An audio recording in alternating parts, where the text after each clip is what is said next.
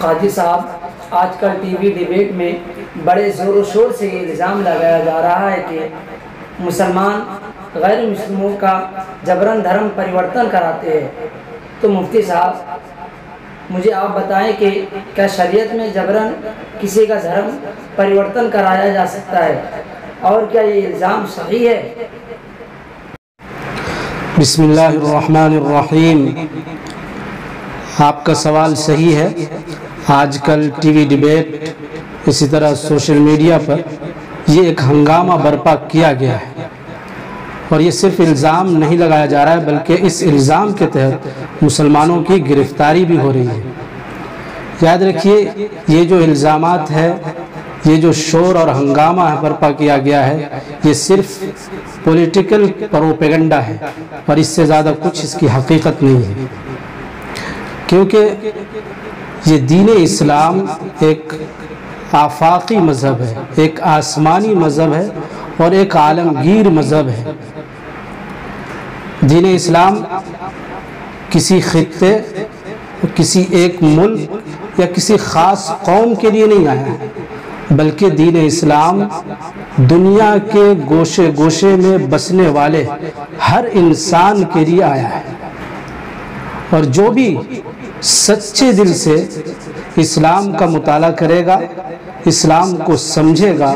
وہ اسلام کو قبول کیے بغیر نہیں رہ سکتا، کیونکہ دین اسلام دین فطرت ہے، نیچرل دین ہے۔ کوئی بھی انسان فطرت سے الگ نہیں رہ سکتا، اور یہ جو الزام لگایا جاتا ہے کہ جبراً مسلمان دھرم پریورتن کرتے ہیں، مذہب تبدیل کرواتے ہیں، اس میں کوئی حقانیت، کوئی صداقت، کسی طرح کی کوئی سچائی نہیں ہے۔ اور یہ میں کیوں کہہ رہا ہوں؟ اس لیے کہہ رہا ہوں کہ قرآن کریم کا صاف اعلان ہے، لا اکراہ فی الدین، کہ دین میں کوئی زبردستی نہیں ہے۔ اس آیت کے تحت بہت مشہور مفسر حضرت قاضی ثناء اللہ پانی پتی رحمہ اللہ نے فرمایا کہ اسلام میں جبر کا، دین کو قبول کروانے میں زبردستی کا کوئی تصور نہیں ہے، تو پھر کوئی مسلمان کسی کو جبراً اسلام قبول کیسے کروا سکتا ہے؟ اگر مسلمانوں کو اپنا دھرم اسلام کسی کو جبراً قبول کروانا ہوتا تو یاد رکھیے، آج سے 1450 سال پہلے اس کا بہت اچھا موقع تھا، جب آقا صلی اللہ علیہ وسلم مکہ کے اندر فاتح بن کر آئے تھے، اور اس وقت تمام مشرکین، تمام کفار، تمام دشمنان اسلام ایک جگہ جمع تھے اور مسلمانوں کے دست قدرت میں تھے۔ اگر اس وقت مسلمان چاہتے، ایک ایک کو جبراً اسلام قبول کروا سکتے تھے، کسی کی ہمت نہیں ہوتی کہ وہاں سے چلا جائے اور اسلام قبول نہ کرے۔ لیکن آپ کو یاد ہوگا، اور تاریخ شاہد ہے اور قیامت تک اس کی گواہی دیتی رہے گی، کہ آقا صلی اللہ علیہ وسلم نے ارشاد فرمایا تھا کہ آج کسی پر کوئی جبر نہیں ہے، تم سب کے سب آزاد ہو۔ تو ایک موقع تو وہ تھا، اور رہی بات ہندوستان کی، اس بھارت کی، تو آپ کو معلوم ہے کہ اس ہندوستان میں 800 سال مسلمانوں نے حکومت کی ہے۔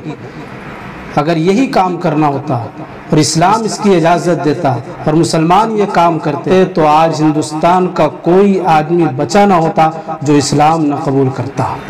اس لیے یہ کہنا کہ اسلام زبردستی، تلوار کے زور پر پھیلا ہے،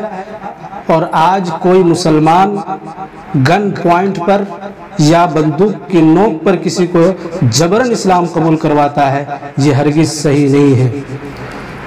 کیونکہ اسلام جو ہے وہ ایک ایسا مذہب ہے جس کی جگہ دل ہے، جس کا محل دل ہے، اور آپ کو معلوم ہے کہ کسی بھی چیز کی محبت کسی کے دل میں زبردستی داخل نہیں کی جا سکتی، اور نہ کسی کے دل سے زبردستی کوئی چیز نکالی جا سکتی ہے۔ اور یہ دین تو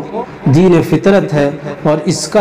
کا جو محل ہے اور اس کی جو جگہ ہے وہ دل ہے، اور جب اسلام کسی کے دل میں آ جائے، دل میں داخل ہو جائے تو کوئی اس کو نکال نہیں سکتا، اور کسی کے دل میں اسلام کو جبراً داخل نہیں کیا جا سکتا۔ تو اسلام اپنی پاکیزہ تعلیمات، مسلمانوں کے اخلاق، کردار اور کیریکٹر کی وجہ سے کل بھی پھیلا تھا، آج بھی پھیل رہا ہے، اور کل قیامت تک پھیلتا رہے گا انشاءاللہ۔ تو یہ یاد رکھیے، مسلمانوں پر یہ الزام لگانا ہرگز صحیح نہیں ہے، اور مسلمانوں کے لیے یہ مشورہ ہے کہ اس طرح کا کوئی کام نہ کرے جس سے ہمارا دین، ہمارا مذہب اسلام بدنام ہو اور اسلام پر کسی طرح کا کوئی حرف آئے۔ امید کرتا ہوں کہ مسلمان اس بات کا خیال رکھیں گے اور اپنے کردار سے اور اپنے کیریکٹر سے اپنے مذہب کی تبلیغ کریں گے۔ یہاں پر ایک بات واضح کرتا چلوں کہ اس ہندوستان میں قانونی طور پر بھی ہندوستان میں جتنے مذہب کے ماننے والے لوگ ہیں ان کو اپنے مذہب کی تبلیغ، اپنے مذہب کی تشہیر اور اپنے مذہب کی دوسرے کو دعوت دینے کی پوری چھوٹ ہے، قانونی حیثیت حاصل ہے اور قانونی اجازت حاصل ہے۔ اس لیے مسلمانوں کو چاہیے کہ قانونی دائرے میں رہ کر اپنے مذہب کی تبلیغ کریں، اپنے مذہب کی دوسرے لوگوں کو دعوت بھی دیں۔ اسی طرح کی اچھی ویڈیو پانے کے لیے ہمارے چینل کو لائک، کمنٹ، شیئر کریں۔ جزاک اللہ خیرہ۔